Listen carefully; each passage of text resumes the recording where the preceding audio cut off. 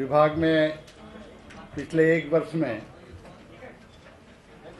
जो कुछ हमने शुरुआत की है या पहले जो चल रहा था उसको आगे बढ़ाया है, उसकी जानकारी एक फोल्डर के माध्यम से भी हमने देने की कोशिश की है। आप और हम जानते हैं कि शिक्षा को लेकर बहुत बड़ी चुनौती हम सबके सामने है। गुणवत्ता एक ऐसा प्रश्न है जो मैं सोचता हूँ केवल मध्य प्रदेश नहीं पूरे देश के लिए चुनौती बना हुआ है। क्योंकि अभी पिछले दिनों दुनिया के जो 200 यूनिवर्सिटीज़ की लिस्ट प्रकाशित हुई, उसमें दुर्भाग्य से हमारे देश की कोई यूनिवर्सिटी शामिल नहीं थी। मध्य प्रदेश में हमने ये कोशिश शुरू की है कि गुणवत्ता की दृष्टि से क्या क्या किया जाना चाहिए और उसकी शुरुआत कहाँ से की जाए। और उसमें सबसे पहला जो हमने कदम उठाने की कोशिश की है कि कॉलेजों में जो पद खाली हैं प्राध्यापक के, उनकी पूर्ति की जाए। क्योंकि मेरा ऐसा मानना है कि क्लासरूम में प्राध्यापक और विद्यार्थी, इनका मिलाना गुणवत्ता के लिए सबसे पहला कदम है, उसको सुनिश्चित करना जरूरी है। उस दृष्टि को ध्यान में रखते हुए और कुछ कार्रवाई हमने शुरू की है। कौशल विकास भी आज एक ऐसा मुद्दा है जिसका ध्यान सबकी ओर है, तकनीकी शिक्षा के साथ। और हमारे प्रधानमंत्री जी भी ये कहते हैं कि हर डिग्री के साथ कुछ ना कुछ हुनर व्यक्ति के पास होना चाहिए। उन बातों को भी ध्यान में रखकर उस दिशा में भी कुछ काम शुरू किए हैं। कुछ जो प्रमुख बिंदु मैं आपके ध्यान में लाना चाहता हूं, जो हमारे विजन के भी बिंदु थे, उनको भी ध्यान में रखकर हमने जिसमें काम शुरू किया है। हम प्रत्येक संभाग में एक एक महाविद्यालय, हर संभाग में कम से कम एक राष्ट्रीय अंतर्राष्ट्रीय ख्याति प्राप्त किसी अच्छे संस्थान से उसकी साझेदारी हो, उसके लिए हमने चयन किया है। और हमारा जो कॉलेज ऑफ एक्सीलेंस भोपाल है, उसको उसके लिए नोडल सेंटर बनाया है। वाणिज्य विषय के प्रति लोगों की काफ़ी रुचि आज के विद्यार्थी की है और हमने हर संभाग में एक टोटली कॉमर्स को डेडिकेटेड महाविद्यालय, कॉमर्स के ही उसमें जो विभिन्न हिस्से हैं उनके लिए और एक उत्कृष्ट संस्थान बनाने का निर्णय लिया है। 122 महाविद्यालयों में अभी तक वाईफाई की सुविधा हमने उपलब्ध कराई है। धीरे धीरे 100% महाविद्यालय में इसको कराने की हमारी योजना है। वर्चुअल क्लासेस 54 महाविद्यालयों में हमारी चल रही है और इस साल के अंत तक इस संख्या को 100 तक ले जाएंगे और आगे सभी महाविद्यालयों में व्यवस्था हम चालू करेंगे। 15 महाविद्यालयों में हमने ई रिसोर्स सेंटर की स्थापना की है। एक हमारी जो घोषणा थी कि प्रत्येक प्रथम वर्ष में शासकीय विद्यालय में जो छात्र प्रवेश लेगा उसको हम स्मार्टफोन देंगे। इसकी कार्यवाही आईटी विभाग द्वारा पूरी हो गई है और जनवरी 2015 में कॉलेजों में ही प्राचार्य के माध्यम से इसका वितरण हम शुरू करेंगे।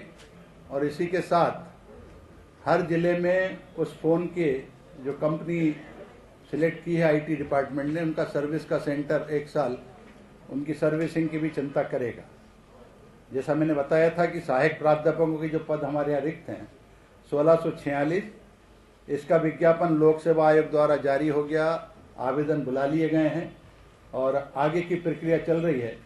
मुझे जैसा बताया गया है कि संभवतः फरवरी या मार्च में परीक्षाएं आयोजित होकर फिर उनका सिलेक्शन होगा। ऐसे 302 तृतीय श्रेणी के रिक्त पदों की भर्ती के लिए भी हमने मांग पत्र भेज दिया है, वो कार्रवाई भी जारी है।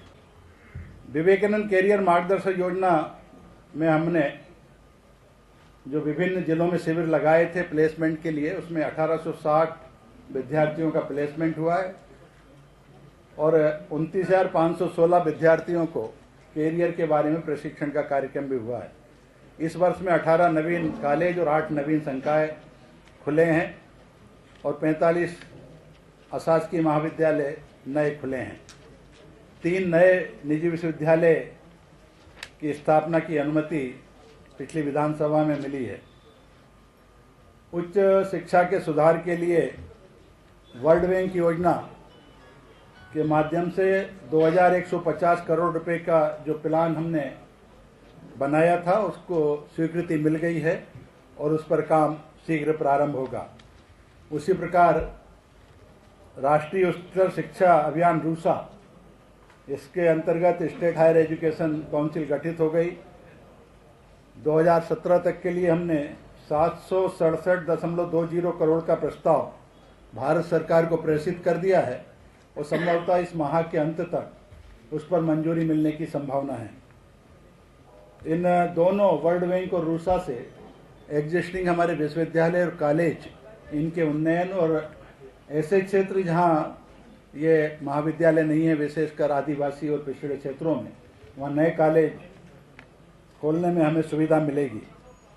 एक हमने व्यक्तित्व विकास प्रकोष्ठ गठित किया है, जहाँ महीने में एक दिन कॉलेज में आज की जो सारा वातावरण में निराशा का भाव विद्यार्थियों में दिखाई देता है, हताशा का भाव दिखाई देता है, तो किसी विद्वान को बुलाकर और एक प्रबोधन का कार्यक्रम हम चला रहे हैं, जिसमें अभी तक 1,20,000 से अधिक विद्यार्थी लाभान्वित हुए हैं। हमारा GER कम था राष्ट्रीय स्तर से, यानी 14 पॉइंट था लास्ट ईयर, 19 पॉइंट भी हुआ था, जो अब बढ़कर इस साल 20.4% हो गया है।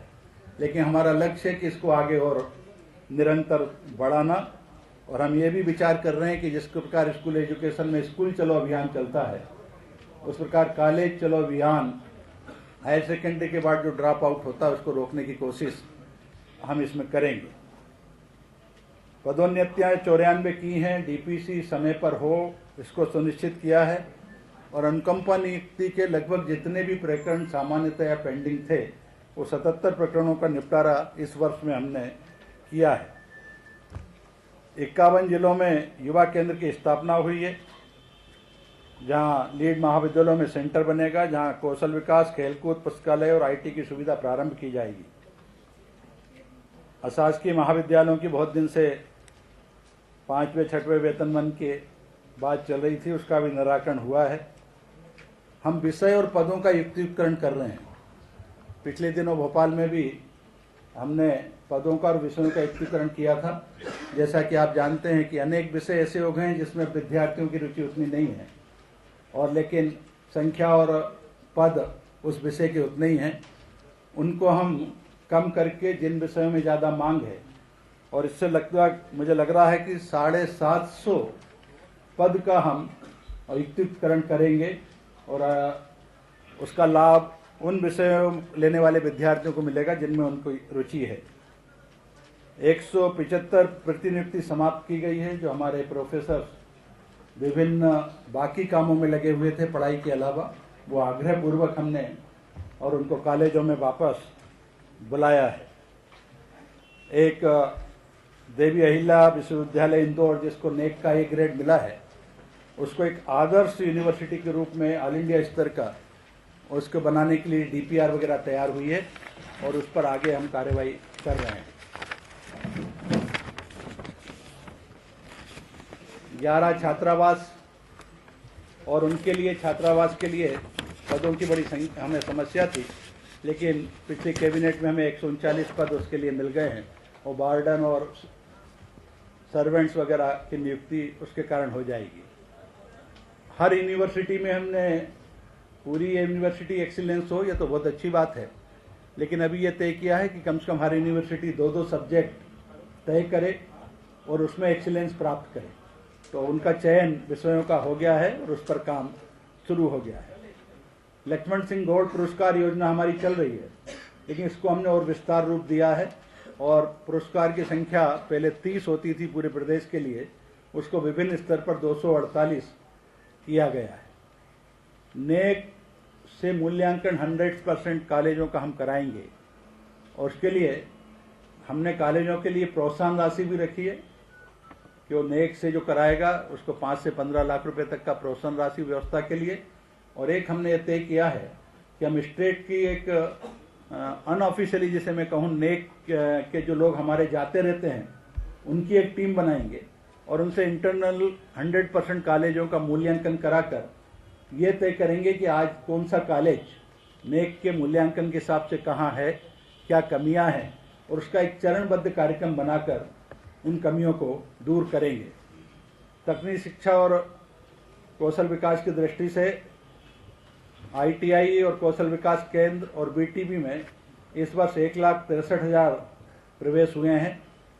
33 शासकीय ITI में 66 नवीन पाठ्यक्रम, 1752 सीटों की वृद्धि तथा ITI नीमच में नवकरणीय ऊर्जा के 3 अल्प अवधि नए पाठ्यक्रम प्रारंभ किए गए हैं।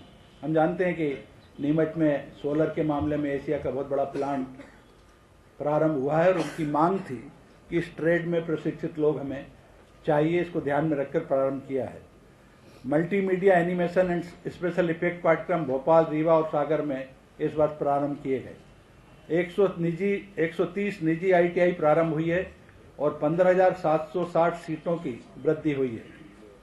70 शासकीय ITI जो भवन विहीन थी उनका निर्माण कार्य प्रारंभ हो गया है। एक प्रशिक्षकों के लिए, ट्रेनर्स के लिए अपडेट रहने के लिए भोपाल में institute for training of trainer ये हमने प्रारंभ किया है पिछले महीने से, जिसमें हमारे अलग अलग बैचेज में ट्रेनर्स आ रहे हैं और ट्रेनिंग प्राप्त कर रहे हैं। वहाँ आधुनिक सारे उपकरण हमने उपलब्ध कराए हैं। उद्योगों के साथ हमने एक फ्लेक्सी MOU की कर रहे हैं। इसमें ITI में उद्योगों की मांग के अनुसार ऑन जॉब प्रशिक्षण, ITI के प्रशिक्षकों का लाइव जॉब पर प्रशिक्षण और उद्योगों के विशेषज्ञों के प्रशिक्षण में उपयोग किया जा रहा है। कई बार हम देखते थे कि जो नए उद्योग यहाँ आ रहे हैं वहाँ हमने एक शर्त लगाई है कि कम से कम 50% रोजगार लोकल लोगों को दिया जाए। वहाँ से एक समस्या पिछले दिनों आई थी कि हम 50% रोजगार देने को तैयार हैं, लेकिन जिस स्किल्ड के लोग हमें चाहिए उस तरह के लोग आप उपलब्ध कराइए।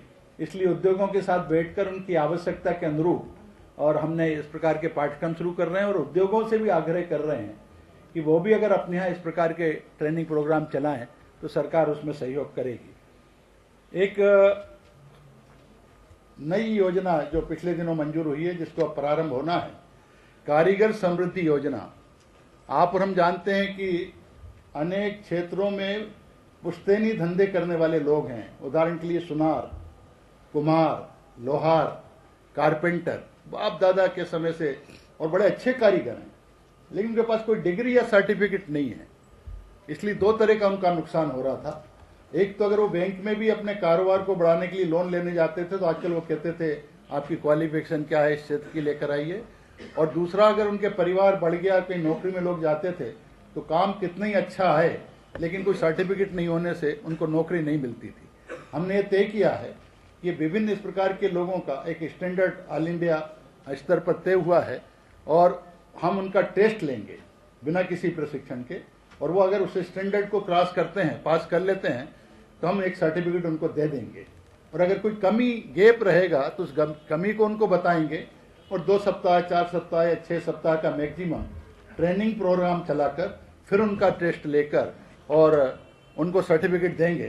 पहले उसमें हम ये 5,000 कारीगरों का इसमें हम पहले उसमें हम ले रहे हैं, आगे इसको और बढ़ाएंगे पूरे प्रदेश के लिए। अभी पायलट प्रोजेक्ट में भोपाल को हमने लिया है, भोपाल इंदौर को 5,000 के लोगों को हम पहले लेंगे और फिर धीरे धीरे उसको बढ़ाएंगे। पॉलिटेक्निक कॉलेजों में इस साल 4,225 सीट बढ़ाई गई हैं। इंजीनियरिंग और पॉलिटेक्निक कॉलेज में हाई स्पीड इंटरनेट कनेक्टिविटी की सुविधा दी जा रही है।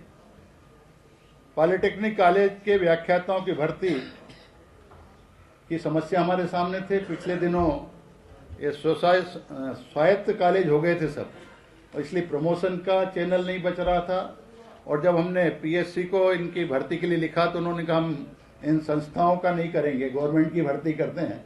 तो भर्ती नियम में भी हम सुधार कर रहे हैं, लेकिन तब तक के लिए अभी हमने बीच का एक रास्ता निकाला है कि जो हमारी गेट की परीक्षा और नेट की परीक्षा हो रही है, इसी में हमने भी एडवर्टाइजमेंट कर दिया है कि उसमें जो क्वालिफाइड लोग होंगे और जो हमारे यहाँ काम करना चाहेंगे पॉलिटेक्निक कॉलेज में, उनका हम अपना इंटरव्यू लेकर और फिर उनको भर्ती करके उस कमी को दूर करेंगे।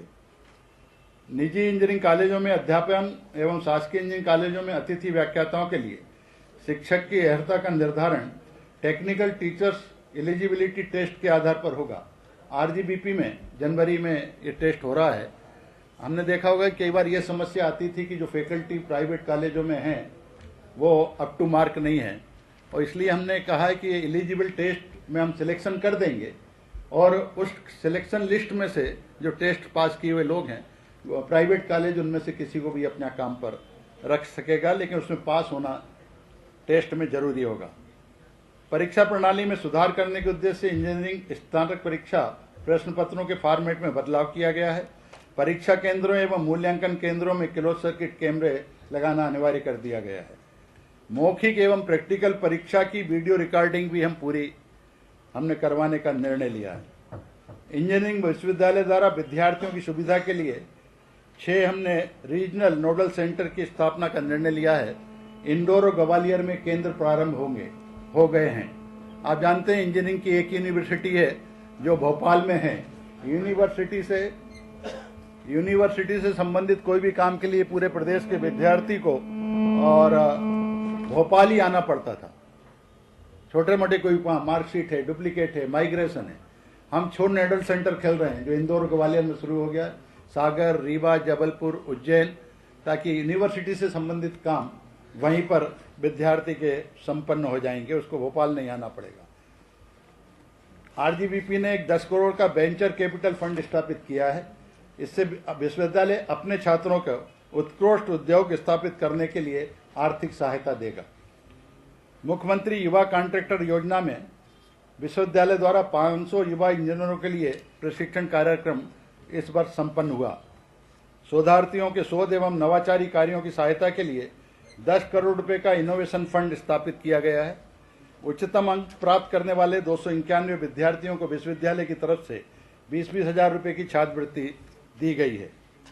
विश्वविद्यालय द्वारा संबद्ध महाविद्यालयों के सहयोग से इंजीनियरिंग महाविद्यालय में केंद्रीकृत प्लेसमेंट के लिए कैंपस इंटरव्यू करवाए गए हैं। विश्वविद्यालय में technical education research and training centre की स्थापना हुई है और एक हम ग्लोबल स्किल डेवलपमेंट सेंटर ये आरजीबीपी में स्थापित कर रहे हैं, जहां सारे आधुनिक संयंत्र, उपकरण, ट्रेनर्स और विदेशों से भी उसको हम कोऑर्डिनेट करेंगे ताकि एक स्किल डेवलपमेंट का बहुत बड़ा सेंटर प्रदेश स्तर का यहाँ बन।